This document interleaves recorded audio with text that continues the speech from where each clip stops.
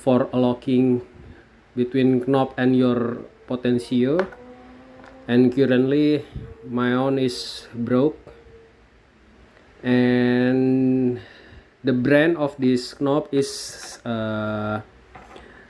TEAC, what's called TEAC B50, because they have some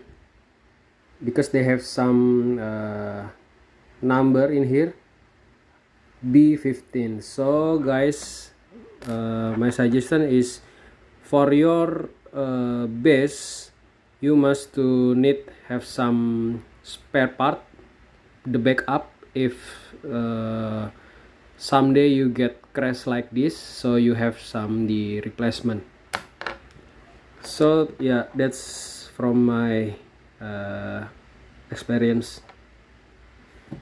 Thank you all.